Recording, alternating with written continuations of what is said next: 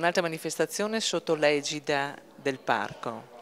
Sì, questa è una manifestazione importante perché ha a mio avviso una doppia valenza, quella di promozione del territorio perché richiama parecchi visitatori, parecchi appassionati di vino e il secondo aspetto è quello di promozione di un prodotto che è un prodotto principe dei nostri colli, cioè il vino.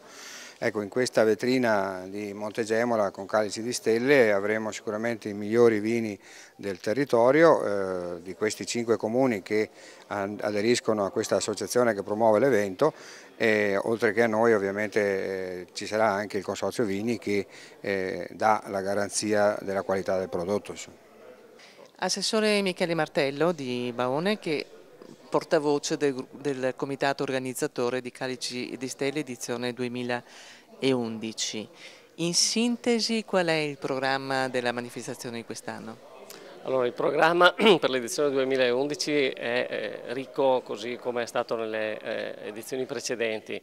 E il vino sarà il protagonista delle 3 serate con le eccellenze vinicole appunto dei Colli Euganei ai vini ai quali verranno abbinati dei piatti predisposti da un team di chef. L'associazione sommelier ha collaborato a predisporre dei giusti abbinamenti in modo da creare un contesto che sia, diciamo, favorevole per gli ospiti, favorevole e utile per comprendere, diciamo, la qualità dei prodotti e gli abbinamenti giusti. Poi non mancheranno delle lezioni di astronomia, grazie alla collaborazione avviata con il planetario di Padova e ovviamente le osservazioni guidate del cielo.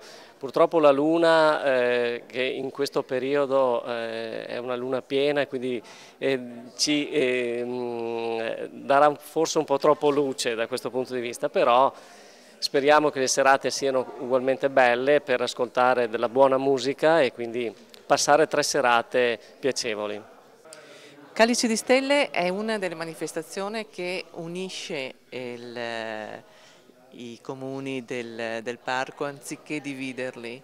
Ma guarda, è un'esperienza importante che sta andando avanti da qualche anno, da mettere insieme 5 comuni che hanno trovato una localizzazione nel museo Villa Gemola, dove trova una sintesi tutte le esigenze di mettere in evidenza i propri prodotti vitivinicoli di questi 5 comuni che senz'altro hanno le produzioni più specializzate e più di qualità dei colli. È chiaro che mettersi insieme è un'esperienza che può far solo bene a tutto il territorio, fa da traino a quello che è una produzione molto specializzata e molto di qualità che sta avendo una crescita esponenziale in questi ultimi anni.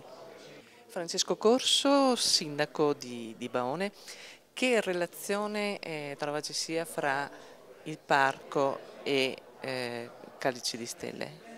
Beh, una relazione fortissima, pensiamo che Calici di Stelle è un'occasione intanto per conoscere il nostro territorio, il territorio del parco, bisogna dire anche che Baone è totalmente inserita all'interno del parco di Colli Euganei e i prodotti di questo territorio, i luoghi e quindi c'è una relazione fortissima insomma, per la valorizzazione dei nostri luoghi e per la valorizzazione dei nostri prodotti.